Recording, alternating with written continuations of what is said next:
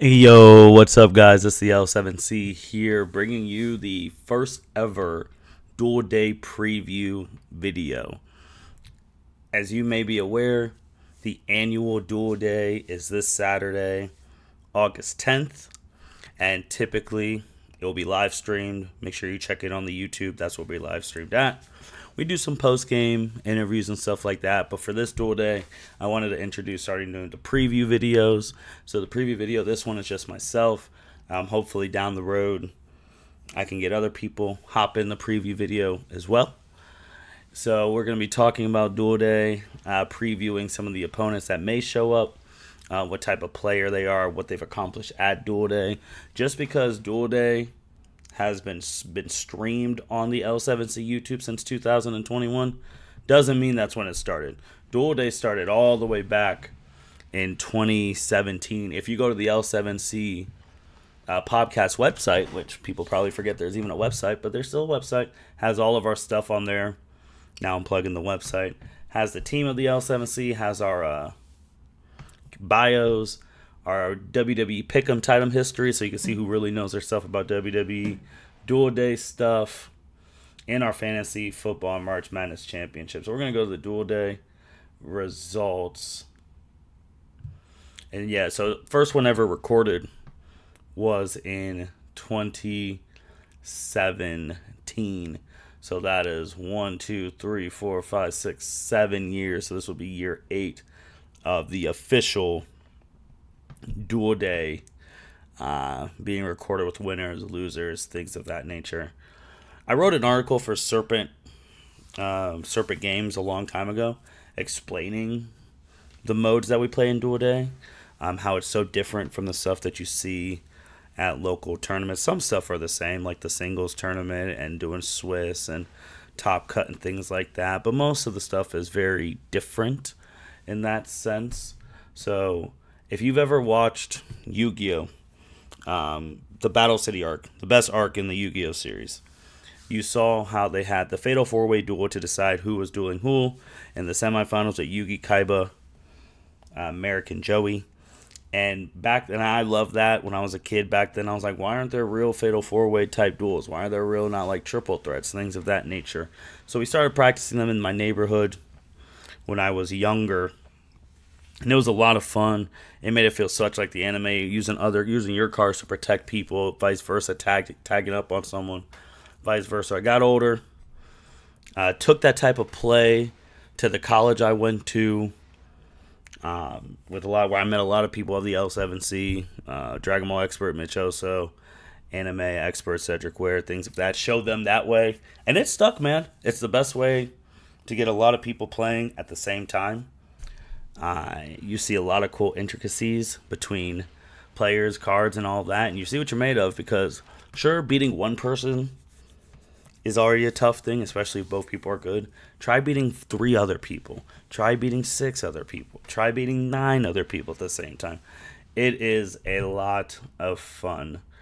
So I'm going to preview some of the people who may be at Duel Day, or people who have been at Duel Day in the past. So if you've been to 1 or 2 Duel Days, I'll still preview you, because you never know who may show up, talk about their decks, if they've won anything, and things of that nature. First one up is actually a person who does the anime podcast with us. He's in the anime league. He does the Naruto What If battles.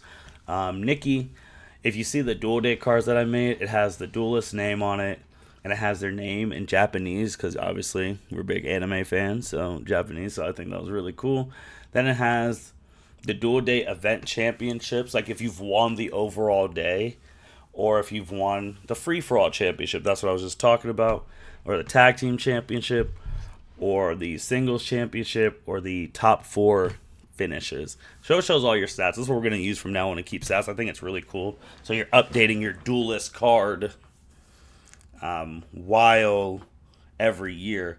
I think I'm going to take it a step further, and maybe a year or two, and have an overall card for people to show what they've won at our group as a whole, including how many fantasy football championships they've won, how many WWE Pick'em events have they won, how many March Madness things have they won. So let's say you see who's really out here doing stuff within the group, because sure, there's money involved in like March Madness and fantasy football. Every time I say fantasy football, I want to say Final Fantasy. But fantasy football, and obviously Yu-Gi-Oh, because we're buying new cards, testing out new things. But the number one currency in this group is pride. Pride is the number one currency. Who wins gets more pride. Who loses pride. Like, that's the number one thing. Currently, right now, Nikki doesn't have any championships, free-for-alls, anything like that. This will be his second Duel Day that he'll be participating in. His very first one was in 2021, and it was a huge shock to him seeing how people played and seeing other people's decks. He even admitted himself he didn't come that prepared, but he's been in the lab. I can attest to that these past couple months, and he's been getting better and better. Last Duel Day, he came in with Blue Eyes. This one, I expect him to come in with Blue Eyes. His Blue Eyes deck is vastly improved. It has all the stuff you would need at this current moment. It's just up to his style. If you know Blue Eyes White Dragon, swarming the field with a whole bunch of big dragons, trying to beat over your opponent and kill him. And that might be the style Nikki takes. He might take a Trap Sense with Blue Eyes Tyrant Dragon. You don't know, but Blue Eyes is the name of the game, so Jet Dragon's going to be a big deal in his deck. So I'm very interested to see how his bounce back is going to be. Ooh. Next person on here is Chris Damel. He hasn't been to a Duel Day in a minute. The very first Duel Day in 2017, he finished second place, and he got a top 4 finish in that. He was one of the people who played Yu-Gi-Oh! A lot back in college with us. Ever since Avengers Endgame, we drifted apart. That was the last time we saw him. His deck's actually still at the house, actually. So he finished second there, and then his next couple Duel Days were pretty rocky. But he does have a top 4 finish. And in 2017, he was a very good player, very, very good player, very skilled. Relied high false dynamo. He was a stun player. The Koki Mirrors, if you remember those, he was a big stun player. So highly doubt he'll show up because he doesn't even know about it probably. But wanted to highlight it because I did say I would highlight people who've been in 2 or more Duel Days. So yeah, he has a top 4 finish underneath his belt. Next up, you got Ryan Collins. He also has not been to a Duel Day in a minute. I think 2020, 2019 was his last one. He also does not have any championships of any kind. Duel Day, overall, free-for-all, tag, singles, top 4 finishes. When Ryan was playing, Ryan's best chance to win, if people remember when Layer of Darkness came out, he was rocking Layer of Darkness. Very easy spot removal with the Layer of Darkness field spell, tributing your opponent's monsters to activate your effects. He had a lot of potential with his decks. He had a burn deck that's on there, the Cubics deck, that would burn you to death. It just never clicked on Duel Day. But I don't know. We haven't seen him in a while as well. It's been a couple years since Avengers Endgame. You're going to hear that a lot. But if he did show up, maybe he comes with some Cubics. Maybe he comes with some burn. I don't know. But that's just highlighting Ryan, what he used to play. Jeremy Beach. Jeremy Beach, another person we have not seen since Avengers Endgame. He was coming to Duel Days pretty consistently before then, before COVID hit. That changed who some people came or not. Jeremy also doesn't have any wins in any of the categories or overall in Duel Day. Last time he was playing a Cyber Dragon deck. He was, before 2019, before COVID, he was coming consistently, playing, trying to get better with his Cyber deck, trying to think of the intricacies with that. There's been some stuff that have come out since he's been gone, I believe. But if he shows up, you can't never discredit a Cyber Dragon deck. They can win the game at any point in time. So that's what I would probably suspect he would play if he showed up. I highly doubt it. But yeah. Next, we got the producer of the L7C, the head producer of the L7C, the NFL expert of the L7C, Justin Ackendale. This is going to be his first Duel Day participating, and first time probably playing with the cards in a very, very long time. Justin, like I was talking about earlier, he was one of the initial people. If you talk about the pilot back in my neighborhood, he was in there every day. We had this small metal table that I took to college. We used to call that the kiddie table. If we didn't have enough room on the big table, we put players on there.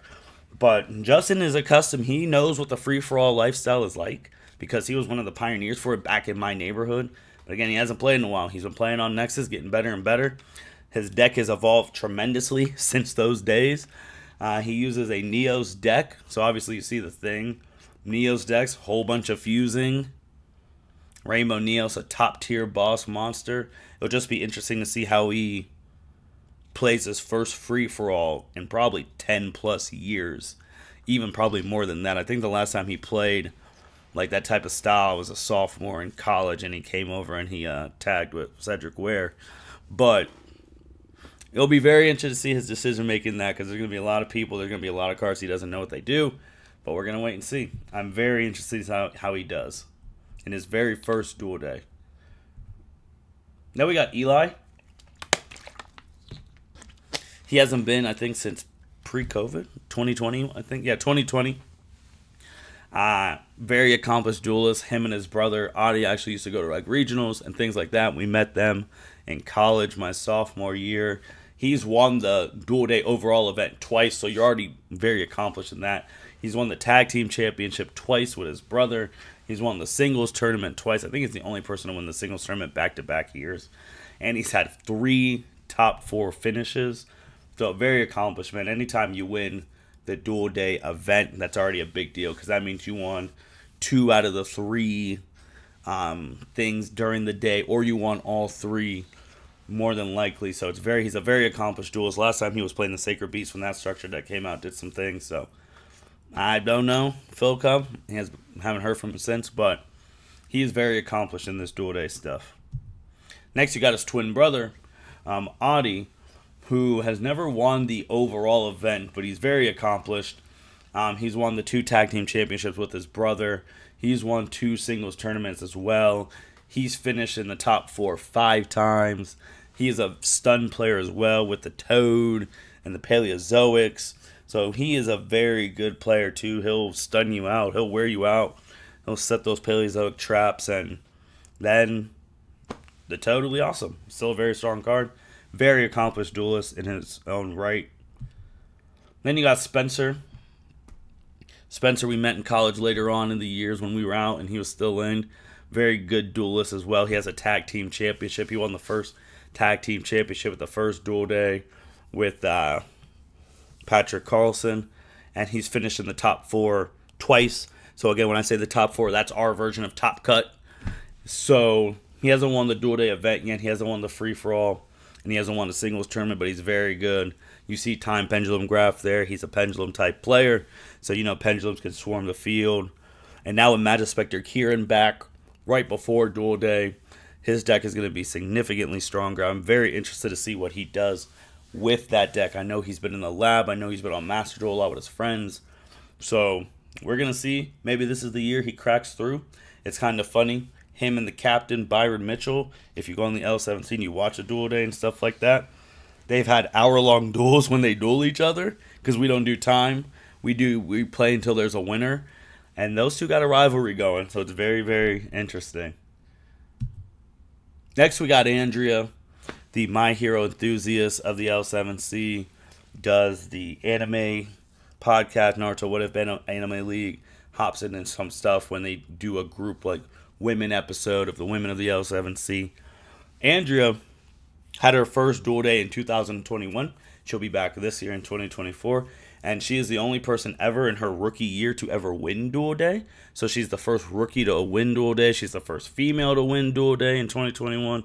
It was a big deal because she was learning really how to play leading up to Duel Day. And she put in a lot of work in 2021. And I was helping her there along the way, like learning all of her cards from scratch, learning what a spell, monster, trap, like an effect monster.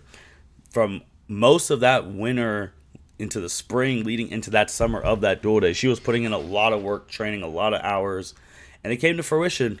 I mean, she came in as a rookie in 2021, won the free-for-all championship, won the tag team championship, so she secured Duel Day in the 2 out of the first 3 events, and she won the overall day. Top 4 finishes. She has 1 where she finished number 1 as the Duel Day champion. So it was a big deal. So she's coming back this year because obviously she lives a little further away. So she'll actually get to see her name on the trophy that she never got to hold because she hasn't been in the past couple of Duel Days, but now she's back. So it'll be very interested to see her since it's been a while, she had to relearn some of those combos and learn newer combos because the deck that she used back then isn't the same that she can use now. Back then in 2021 where she won, she had Samorg, she had the Wind Barrier statue, two very integral parts in the Harpies, and now she doesn't have that anymore, so she's had to adapt. With the Harpies, they could swarm the field with so many Harpies. They could put the Harpies pet dragon out there. Harpies can make a lot of a lot of XYZ level 4s, a lot of level 7, rank 7 XYZs. And they can do a lot of things. They have burn capability. They have swarm capability. They have control capability. They probably have the best in-archetype trap ever, Harpy's Feather Storm, where if you have a Winged Beast monster, you can play that from your hand, and your opponent cannot activate any monster effects the rest of the turn. So that's probably the most powerful trap any archetype has that's playing this Saturday. So with Andrea is just playing her cards right. Maybe she comes back, wins again, wins an event. Who knows? She's been in the lab as well, training, getting her stuff back together, and can't wait to see what she does with her Harpy ladies. Next, you got the Dragon Ball expert of the L7C, Mitchell Oso. Mitchell Oso, like I said, when I was in college at the very beginning, he was obviously, if you've known the story, if you've listened to the first episode of the L7C podcast, which is actually coming up, the anniversary, in a couple of weeks, by the way. You heard we were random freshman roommates, and you know the story since then. But I told him about this way of dueling. He got into it. Mitch has been in and out. Like, he was really in when we were in college together. Then there was a little bit where he was out a little bit, but now he's fully back in. When I talked about Cyber Dragons, Mitch runs a Cyber Dragon deck. Mitchell last year won his first accolade at a Duel Day. He won the Free-For-All Championship last year, which secured him a top 4 finish, and he won it with Cyber Dragons. Mitch is still looking for a tag team championship.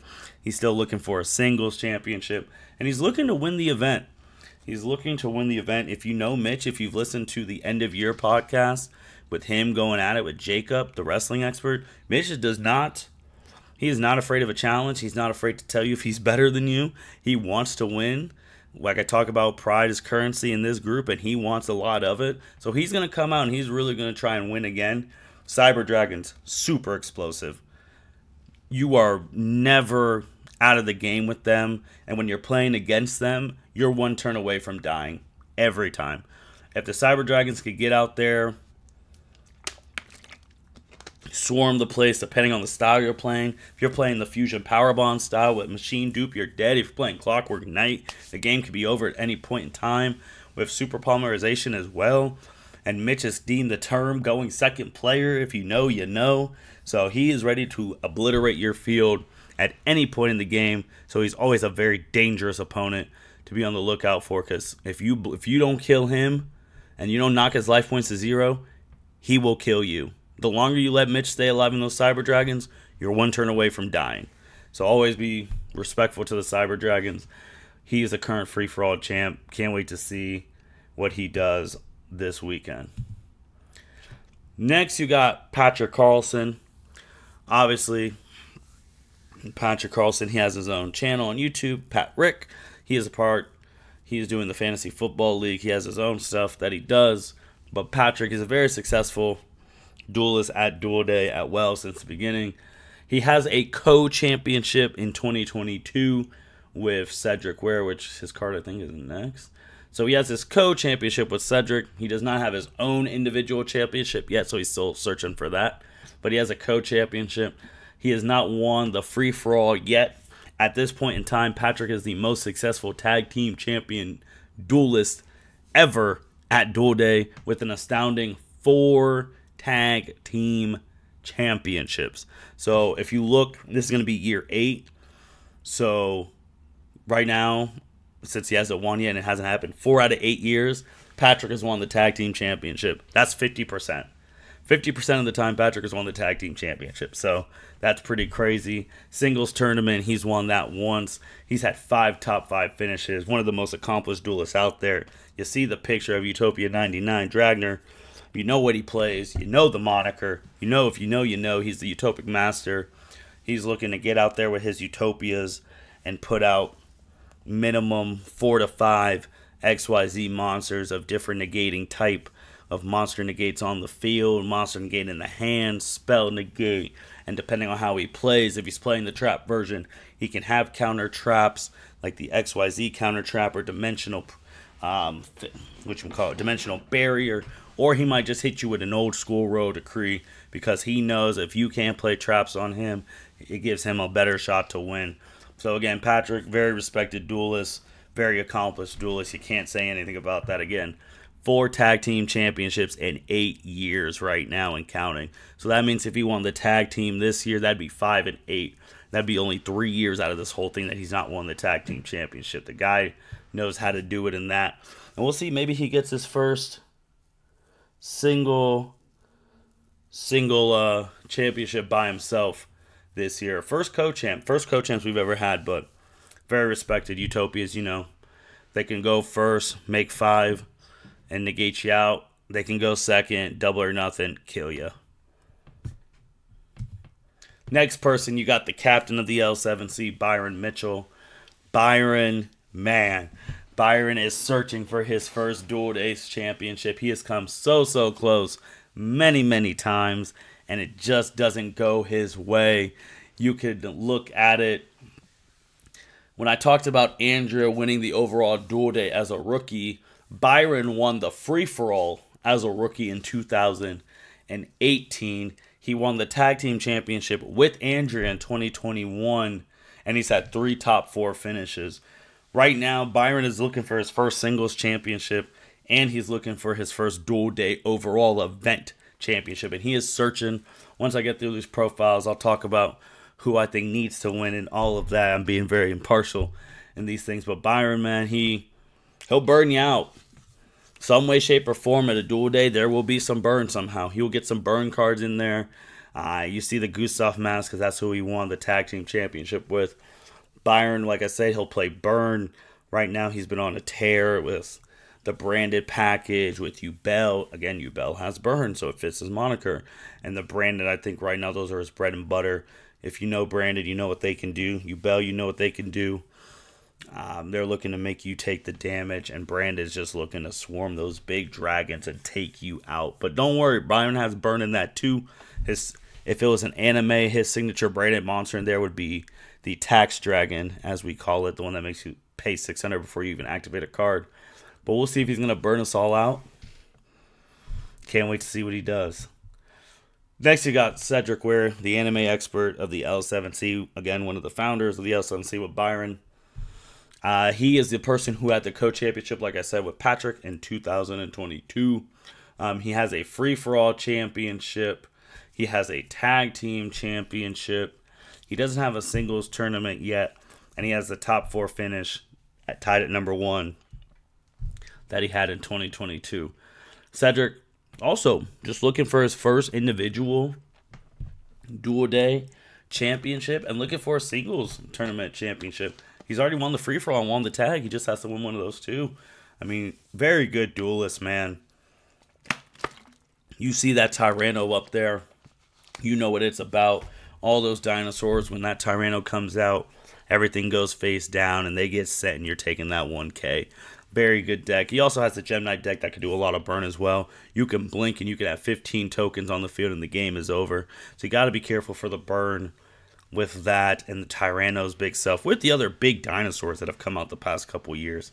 It's a different deck from last year itself because there's been so much support that's come out for dinosaurs. So I don't know if he'll use those decks. Those are just the decks that he used in the dual championships that he's won. So you have to be on the lookout for both those as well. Next is me, the moderator of the L7C, Martin. I have won the Duel Day event 3 times, the overall event 3 times. I've won the free-for-all 3 times.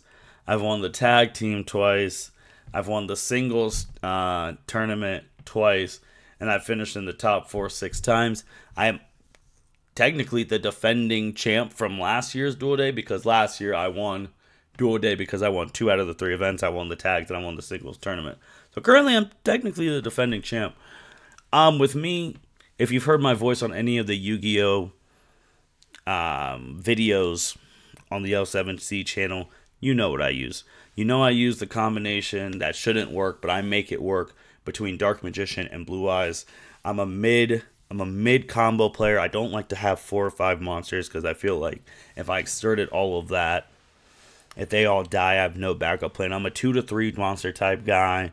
I'm a 3 to 4, 5-ish back row type guy. I like protecting. I like doing misdirection. I like trying to see what my opponent does and then counter it. I'm not really a negate type person. I'll see what you do and then I'll try and run over it or misdirection with my traps, because the traps that I use aren't really the most staple traps in the game right now, but they're very effective for my type of strategy. My deck's more of a strategy deck. I'm not saying it's like the Yugi strategy deck from the show, but it does adapt. There's a whole bunch of different things you have to worry about in my deck.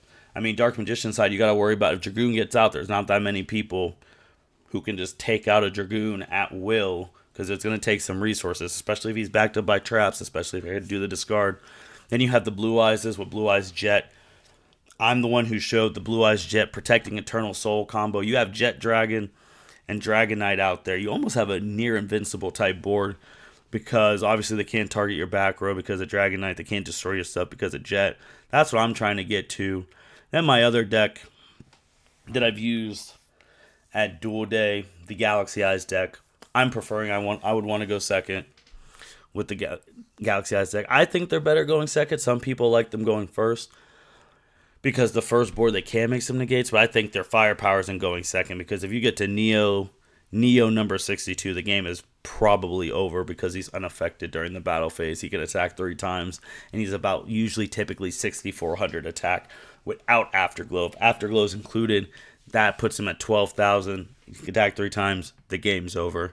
So with that one, you're trying to go second. And then again, going back to the Blue Eyes Dark Magician stuff, you just don't know. I will admit myself, you keep me in longer in the game, the better chances I have, because of so many cards that I do run. Like that card deck, Dark Magician Blue Eyes one, is a 55 card deck, and it does not feel like a 55 card deck at all. I can zoom through those cards.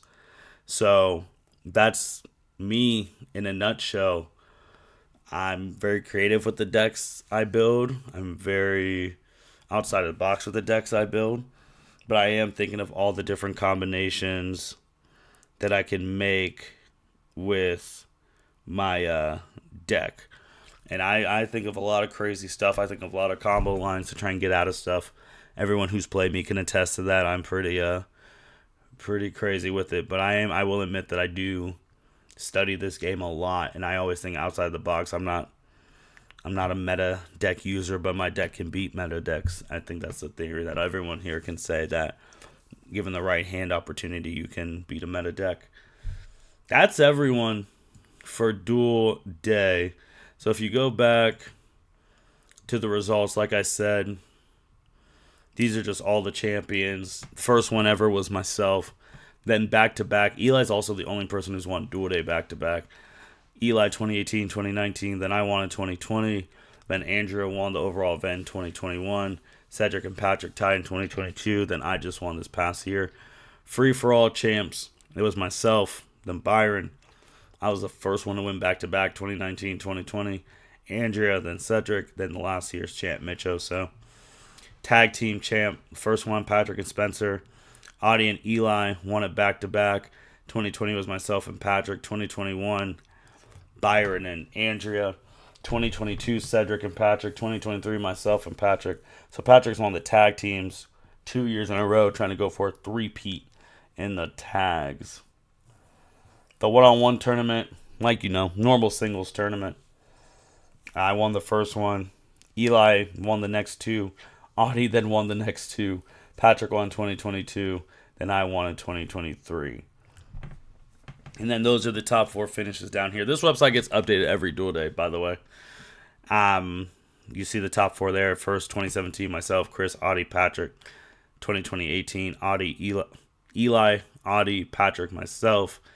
2019, Eli, myself, Audie, Spencer. 2020, myself, Audie, Spencer, Eli. 2021, Andrea, Audie, Byron, Patrick. 2022, Cedric and Patrick tied. Myself, Byron. 2024, myself, Patrick, Mitchell, Byron. If you go to Duel Day information, this is how you know when Duel Day is here. It's this Saturday, August 10th, starting at 12 p.m. If you're going to watch it live, the link is here. It'll take you to the YouTube. We still follow all the Yu-Gi-Oh rules, follow the Yu-Gi-Oh ban list. So those links are right there. The history, I already talked about up there. Items to bring, you got to bring your deck, calculators, tokens, game mats. It's real deal, dice, notepad, pen. Objective, once a year, Yu-Gi-Oh Duel Extravaganza, and it'll be the Duel Day champion. How does one become the Duel Day champion? You can just straight up win all 3 Duel Day events, then you're undisputed. Win 2 out of the 3 events, you're undisputed. Or win one of the Duel Day events, and let's just say different people win all these things, and then place highest on the other corresponding events. Free-for-all, tag team, singles tournament, basic rules. I wrote an article about this again. You can read the article, but for the Battle Royal and for the tag team, we keep that anime rules with the drawing, like old school anime rules, so before rains and all that. You get to draw on your first turn. No player can attack until everyone's had their first turn. And then the player with the most life points when someone hits 0 wins. So, for example, player A has 2,300, player B has 2,200, player C has 16. Player A attacks player C with Dark Magician. Player C's life points go down to 0, which means player A wins because he has more life points than player B by 100. It's the most fun I have playing Yu-Gi-Oh! Like these free-for-alls. Because just having 3 people is crazy. Just having 4 people is wilder. Imagine 5, 6, 7, 8 people that you have to try and outthink, out-resource, and outplay. It's a lot of fun. I could play these free-for-alls all day. Same with the tags. You can do the tags in different ways. You can do a free-for-all tag or you can do a tournament tag. And then singles. The rounds of Swiss, it depends on how many people are here. It's the same. Normal stuff is the locals, regional. Duel have a match, best 2 out of 3. Whoever has the best record at the end of the rounds of Swiss usually wins that tournament. If there's a tie, then they'll have a championship match. And that's what I'm talking about, free-for-all tag. Singles tournament, you cannot draw on the first turn. So all the stuff's there. I'll post links in there. But that's really in a nutshell. Now, who do I think needs to win Duel Day? I've been saying this for a bit. That I don't know why it's like that, but I don't want that. There we go. All right. Cool. Oh, that's why. I've been saying for a bit, Byron, the captain, he needs to win Duel Day. He's had multiple years where he's literally gone 1 card short. 1 day late. He'd like an ending he can celebrate. Shout out to the Yu-Gi-Oh! Original movie, the song 1 card short. He needs to win. He needs to be one of those people, excuse me, that he sets the tone, he gets his name on that trophy, and he wins Duel Day. Like, that's it. He's got to do it. We'll see. I can't even reminisce. Byron is running really strong decks. His 2 main decks are strong. Some of the strongest actually in the current game right now. But he needs to win Duel Day eventually. He needs to get it done. I've called him the Boston Celtics before they won the title this past year because they would get all the way close, and then they would fail. That's what he's been feeling. If it's from attacking the wrong monster, being told to attack the wrong monster, to going for game, and then it fails on his turn, but then the next person literally wins the game. He's had a lot of heartbreaks at these things. So, I think he's one of those people who he needs to win this event the most. Everyone can obviously benefit from it from a pride standpoint, but currently right now, he needs to win it the most. Another person who can really take over, Mitch Oso, coming off his first free-for-all. If he can set the tone, defending that free-for-all title, if he wins that again, you establish yourself as a top-tier free-for-all duelist. And then if he wins the event, like, that could really do something for Mitchell. He's already won fantasy football. He's on a heater right now with our WWE pick'em. He's defended it at 2 straight pay-per-views, WrestleMania and SummerSlam. He's going to be the champ for that going into next year. So he's actually pretty much on a heater. But he knows that his Cyber Dragon deck can be explosive. He sees random cards and wants to put them in, doesn't know what to put in. I don't know what. I'm so interested to see what final version of the deck he does bring. But he's one of those people where a win could really change things for him and get it done. Like, it'd be really, really cool. Then you got someone like Andrea. I mean, again, first female ever to win Duel Day. First rookie to win it overall. If she can come back since 2021 and win Duel Day again, what does that show for the ladies of the Yu-Gi-Oh world? That they can hang with anybody.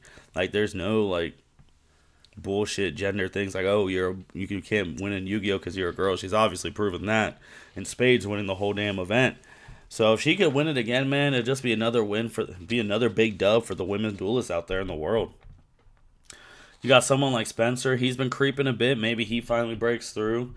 Don't know if Audie and Eli. Then you got the newbies like a Justin and a Nikki. Can they come in and disrupt? They both said they're just trying to be respectful. I feel like they're both going under the radar because no one's expecting anything crazy from them. But could they come in there and steal a tag team win? Could they come in there and win a free-for-all? Can they come in there and beat someone in the singles that ruins their chances? So they could be spoiler, and then being spoiler, they can make a name for themselves. So we'll see. Again, Nikki's second Duel Day ever and Justin's first Duel Day ever. Then you got Patrick. I mean, again, 5 top 5 finishes, a singles tournament, 1 tag team championship. He's going for history, man. He's going for a 3 straight tag team championship. Patrick puts himself in great position these past 3 years to win Duel Day, because if he wins the tag team, you already won 1 event, and that means you just got to win another event, or you just, if everyone is different, just place really good in the other events. So anytime he wins that tag, he puts himself in a great position to win the overall event, and he's won it 2 straight. He's going for 3 straight. And before anyone asks, our tag teams are completely picked at random, out of a hat. So he has the 5 top. He has the co-championship with Cedric. He doesn't have an individual championship. So maybe he gets his first individual this year. We'll have to wait and see. That's the same thing with Cedric. Maybe he gets his first individual this year. We'll have to wait and see on that. And then obviously, I mean, there's myself. You know you're not going to win. Obviously, I'm not going to win on this stuff forever. And I might have a down year. But I'm obviously going to try and win the event. It's just a matter of, I won the singles. Can I repeat? We haven't had a repeat singles person since, like, I think I just said it was Audie. Or maybe I can try and win a free-for-all championship. I haven't won a free-for-all championship since COVID? Since 2020? Yeah, because then it was Andrea, Cedric, and Mitch. So I haven't won a free-for-all championship since 2020, and that's, I think, my best event. So I would like to win that. I mean, I'd like to win a tag team championship because I had Curly at 2 and Patrick's at 4. If I can get a third one, I'm only 1 behind him. So those are the type of things I'm trying to get to. And obviously, I'm trying to win the overall event. I'm not going to lie. But things I'm trying to specifically look for, trying to get that free-for-all back, trying to get that tag back. Because if you win one of those first 2 events, you put yourself definitely in the top 4. And you give yourself a best chance to win Duel Day. So that's that with that. And then we also make Duel Day super exciting. These aren't the updated ones. Let me show y'all. I don't think. Let's see. So like last year, because sports betting became legal in Ohio, we had the first ever L7C betting slips. So this was really cool. That you would pick the free-for-all winner. Obviously, you could pick yourself. I would suggest, if you think you're going to win, pick yourself. That you would pick yourself or pick whoever you think is going to win. And then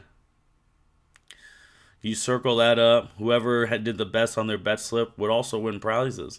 Because we're going to have a lot of prizes this year. There's obviously the trophy. There's medals. There's going to be packs to be won. There's going to be jars of cookies to be won. Ribbons. There's going to be a lot of packs. This Duel Day is going to be really big. So I'm very excited. There's going to be a lot of... I mean, it's going to be a fantastic time. Especially with prizes and pride on the line. Like, seeing these things. So this needs to get updated. Because this was a really fun thing to do. So, with that being said, tell me who you think is going to win Duel Day. Again, it's going to be live on Saturday. Let me know. That was a preview of all the people who may have been here, who have been to a Duel Day before, more than once. So we'll see how this all goes. With that being said, thank you everyone for watching this. Duel Day is going to be live this Saturday on the L7C YouTube. Make sure you check it out. Who's winning Duel Day this year? Should be a blast. Take care.